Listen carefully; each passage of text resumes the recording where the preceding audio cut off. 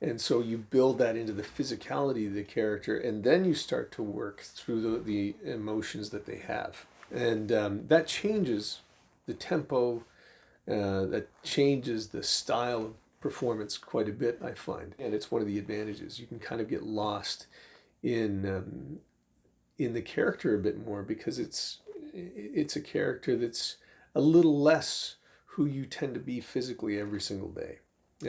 Whether it's because of a tick that they have, or a timbre in their voice, or um, a stoop in their walk, or whatever it happens to be. When you begin to embody that, it you can feel it a bit more in your soul, so to speak.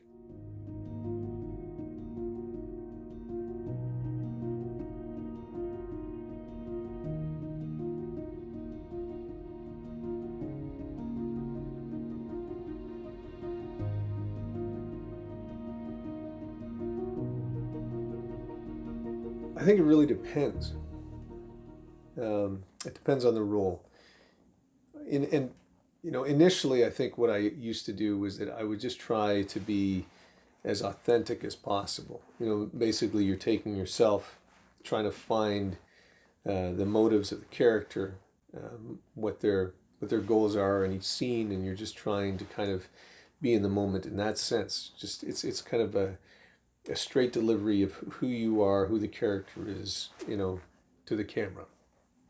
I think where that becomes somewhat varied for me is that there are some characters that you look at from the outside in a bit more, and I found that sometimes when you're looking at a role that is less of who you are, um, because some characters I find are on the page. You read them. It could be any actor that could do the part. What's going to make it unique is that actor, in terms of who they are, because they bring themselves to the part. And if it fits, then that's great. It's sort of like, what would Sebastian be like in this situation if the bomb exploded and there was only so much time to get out of the building. Maybe you can just play it that way, because there isn't a lot more kind of added into who the character is supposed to be, that tells you that you need to find something in yourself that you don't often tap into. But then there are some characters that you can tell when you're reading through the script. They come from a place that you don't relate to as much, or isn't part of your day-to-day experience every day.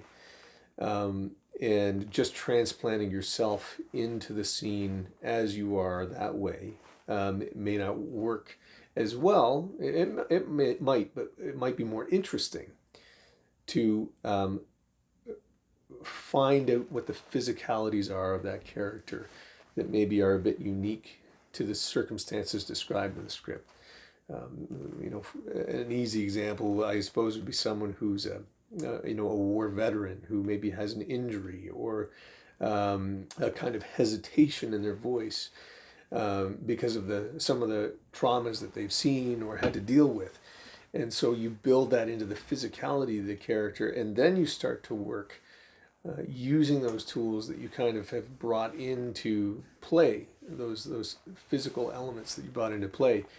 Then you start to work on how the character functions in that physical sense through the emotions that they have. And that changes the tempo, that changes the style of performance quite a bit, I find. You kind of get lost, or you can, it's one of the advantages. You can kind of get lost in the character a bit more, because it's a character that's a little less who you tend to be physically every single day.